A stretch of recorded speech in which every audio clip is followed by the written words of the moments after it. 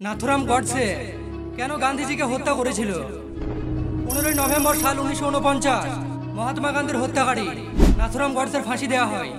30 জানুয়ারি সাল 1948 নাথুরাম গডসে গান্ধীজির বুকে 3টে গুলি মেরে তাকে হত্যা করে দেয়। কিন্তু হত্যা করা থেকে সেই হত্যায় গডসের ফাঁসি হওয়া পর্যন্ত পুরো ঘটনায় শুধু একটা প্রশ্ন বারবার সামনে আসে, যে কেন নাথুরাম গডসে মহাত্মা গান্ধীর হত্যা করেছিল। এই হত্যার পিছনে গডসের কারণ কি ছিল?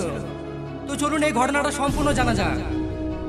আপনি কি জানেন গডসের প্রথম অনুপ্রেরণা গান্ধীজি ছিলেন, কিন্তু আস্তে আস্তে সেটাই ঘৃণায় পরিণত হয়ে যায়। নাথুরাম গডসে 19 মে 1910 সালে মহারাষ্ট্রের পুনে পাশে অবস্থিত বারামতিতে জন্মগ্রহণ করেন। তিনি ব্রাহ্মণ পরিবারে কাট্টার হিন্দু সমর্থক ছিলেন। গান্ধীজির সত্যাগ্রহ আন্দোলনের জন্য যখন গডসে প্রথমবার জেলে যায়, সেখান থেকে তার গান্ধীজির ওপর ক্ষোভ শুরু হয়। তার শেষ বয়ান থেকে এটা বোঝা যায়, দেশ বাটোয়ারার জন্য গডসে খুব ডিস্ট্রেস হয়ে যায়। দেশ বাটোয়ারার জন্য তার মনে গান্ধীজির উপর ক্ষোভ আরও বেড়ে যায়।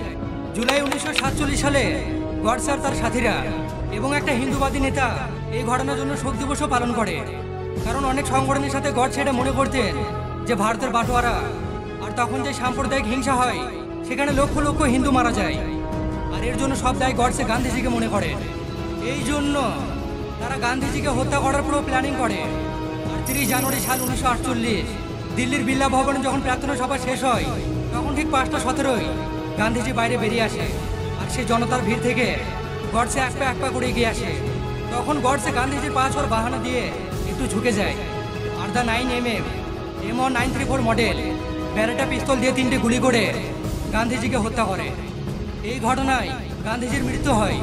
আর যারা গুলি চালায় তারা সেখানে দাঁড়িয়ে থাকে। সেখানকার পুলিশ গডসে নারায়ণ আপনাকে ধরে ফেলে। তাদের বিরুদ্ধে কেস চলার পর 15ই নভেম্বর সাল 1949 দুটো অপরাধীকে আমলা জেলে ফাঁসি দেওয়া হয়। তো আপনারা কি মনে করেন গডসে যেটা করেছিল সেটা কি ঠিক করেছিল? আপনাদের মতামত কমেন্টে অবশ্যই জানাবেন।